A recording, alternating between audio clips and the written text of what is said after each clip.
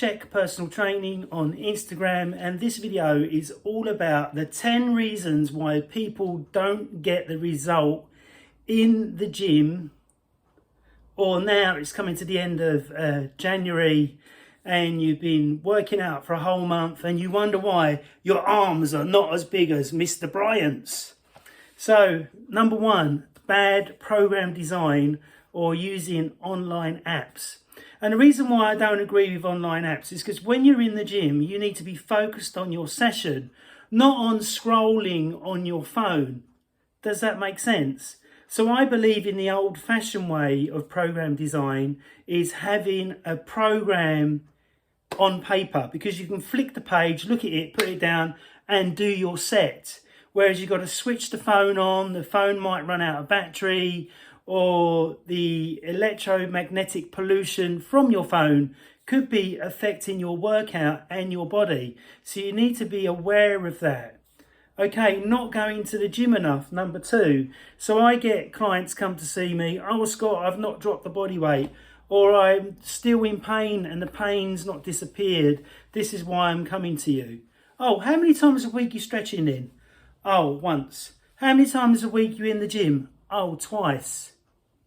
To see my point. So really, if you want to get optimum results and big beefy arms, you should be in the gym a minimum or maximum 4 times a week. No more than that. So 2 days, Monday, Tuesday, 2 days off, then do another 2 days. You can switch it around, but I found for my body, if I do the 2 days rest and 2 days on, 2 days off, that my body really performs much better, keeps pain down, especially DOMs, and I can see recovery, and I've stayed pain-free for a long time, which is fantastic, because I know a lot of people get injured in the gym on a regular basis from bad program design and ego lifting. Okay, number 3. So really not seeing a professional and thinking that you know it all. So people will come to me and go, oh, I've Googled this. Oh, I've Googled that, Scott. And I'll go, but Google's not God. I know he's your God, but Google doesn't have all the information. Professionals like myself, I will do a blog, like this is a blog that I put out there on Google, 10 reasons why people don't get the result. It's giving you a snippet of my knowledge. And this is what people don't understand. They'll go online and they'll have an ache or a pain, and Google will give you 10 reasons why you've got that ache or pain, but not giving you the real reason. So don't let Google be your God. Okay? The next one, number 4, is your workout intensity. If you're not walking out the gym, in my opinion, sweating, out of breath, and feeling a little bit of a shake, then you haven't taken it to the right level in which to get results. Now, if you're injured or you've got adrenal fatigue or you've got other health issues, then you have to train a lot smarter and a lot more gentler on your body in which to get results. Now, I can get you results just by getting you to do this exercise, which is called the energy push, that builds up your energy and wakes you up.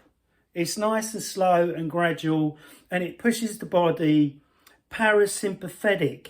When we're training in the gym and you're training hard, you're going sympathetic dominant and you're going anabolic. Okay? If you're overtraining and doing it too much, you're going catabolic, not anabolic. So it means you're losing muscle and not gaining muscle. So it's really is a fine line and a fine balance. Then the next number 5, is your diet. If your diet is not top and you're training 6 days a week, you'll still get diabetes. It's fundamental that your diet has to be tip top. Now, I believe that it's 50% diet and 90% training. Because I've seen guys that have terrible diets but still look good on the outside, but they feel like shit on the inside. So what I mean by that is they can't sleep at night, they've got this pain, they've got that pain, they've got their heart racing, they've got their mind racing, they've got all these issues that are coming from poor diet.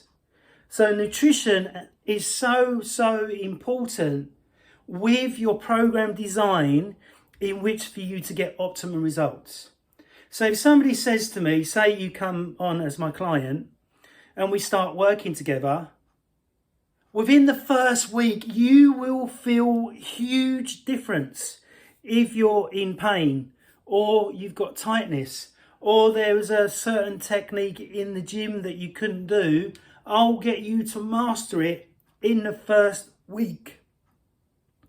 Does that make sense? So really, it's highly important that when you go on a training regime, that you find a professional that knows what they're talking about. And unfortunately, anybody can get a personal trainer qualification in 2 weeks. To get the Chek personal training qualification takes 6 years. 6 years. So really, the same as a master's or a doctor's. I've got the master's and I've been working out for over 35 years. So I know the pitfalls, what you need to do, what you don't need to do in which to get optimal results. And diet is really key. If your diet is not spot on, it will reflect in your body. If your hormones are not balanced, say if you're a woman and you're trying your hardest to get the body fat down but it's not dropping, it could be a hormonal issue. It could be a thyroid issue. It could be a gut issue. You may have fungus and parasites. So the next one is, so training consistency is really important. If you train 1 day a week for 6 months, don't expect results. You'll get really low results, okay? But if you're training 4 days a week, like I said earlier, 2 days on, 2 days off, 2 days on, 2 days off, you should get some phenomenal results. If you're getting to the level of the shake, not to the shake that it makes you feel sick, but to the level where you feel that you've really pushed yourself. Now, I'm a sympathetic dominant type person. Like if I'm queuing up and I'm hungry and you get in my way, I'll go get out of my way because that's just how I am. I'm not being rude, it's just that I'm hungry. Does that make sense? So it's really important to look at your intensity, okay? So if I go into the gym and say I'm feeling a little bit under the weather, okay, I'll still do my 180 kilo deadlift, but I'll do 1 rep instead of 6 reps. So when you never sacrifice your intensity, 1, you maintain your strength, and 2, you feel mentally that you're not going backwards.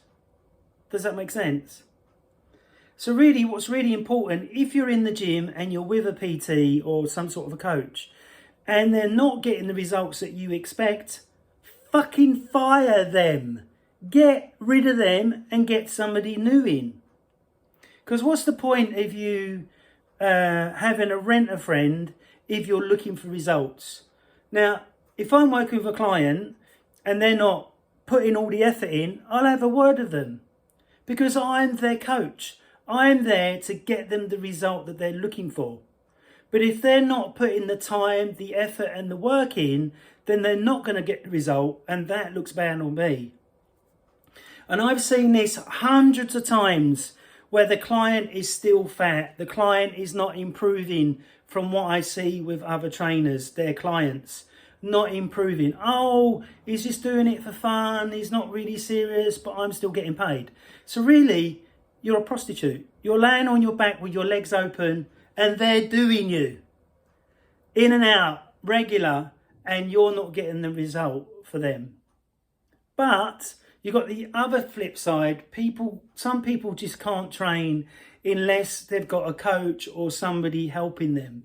Now, I'm a self-motivator. I do all the stuff myself. Does that make sense? So I've been going to the gym for over 35 years and I've had to push myself. I've had many training partners, they give up, they stop, but I keep going. And this is the difference about getting results and not getting results, is that if you're not consistent and you have a dream or a goal at hand, you'll never achieve it, and you'll give up, you'll stop, and you'll just waste your money. Or like 90% of people in the gym have got a gym membership, they don't even go there to train, which is completely stupid in my opinion. So number 9 is really important, is don't ego train. So yes, I've got big arms, but I've worked really hard to get my arms bigger. Okay? But it's not about ego in me. It's about something I set myself a goal to achieve. So somebody said to me a couple of weeks ago, oh, you're just a bodybuilder. No, I'm not. I train for function. And one of my functions from my training is that I put on a bit of strength and a bit of size. But that's why I go to the gym. That's what motivates me. So you need to find, if you're new to the gym, find what motivates you. If you're a kickboxer, if you're a martial artist, if you're somebody that wants to play with your kids, or somebody that just wants to get out of pain, or somebody that wants to just look a little bit better. So it's really important for you to have goals and dreams. Otherwise you will fail. You will definitely fail. In my 20s, I used to cycle to work and cycle home again every single day. And I did that for about 15 years. Cycling to work, cycling back again. And then I joined a gym, my local hardcore gym, realised all these muscle Marys in there and thought, yeah, I want to get bigger, I want to get stronger. So I used that type of gym in which to motivate myself. But unfortunately, a lot of the hardcore gyms have gone now, and you've got the gyms where you go in there, they spend more time looking at their phone than what they do pumping up their arms. So I don't like them type of gyms, and that's why a lot of my training is at home now, because I can get on my bit of equipment whenever I want. I can play the music that I want to listen to. I can have a drink and have a rest and not worry about somebody using my bit of equipment. Does that make sense? But being in a gym atmosphere can really motivate you and push you to the next level if you're looking for results. But if you haven't got any results in the first month, you're definitely doing something completely wrong. If you haven't got results with a trainer or a coach in 6 months, I don't know what the hell you're doing, especially if you're paying them. So they're obviously just a rent-a-friend. So when somebody works for me, I don't take any bullshit. I don't take any nonsense. I'm straight down the line. This is what we need to do. This is your goal. This is how we're going to get you there. And this is how much time it's going to take. Once I've done all my Chek evaluations, where you have to fill out a diet and lifestyle paperwork that takes you 10 days. And then you have to come in and see me, and I do a 1 to 4 hour assessment depending on what's going on for you and what you're ready for. Does that make sense? So really, really, really important is that you've got to surround yourself with the right people if you want to keep in shape and if you want to keep going to the gym. So if you want bigger arms, you hang around with the bigger arm guy. If you want to be a better footballer, you hang around with the footballer. Does that make sense? So try and find, if you're looking for a coach, try and find a coach that is into what you're doing, so then that way you can chat and have rapport with each other, which is really important. So I love working with golfers. I love working with guys that want to get stronger. I love working with dancers, movie stars, and people like that, which I have done for the last few years. And the great thing about that is that I really love what I do. I love it so much. Otherwise, I wouldn't have done 6 years with the Chek Institute. I would have just stayed with one qualification only and gone, that's enough. I think I know everything. I don't know everything at all, but I certainly have a huge amount of knowledge.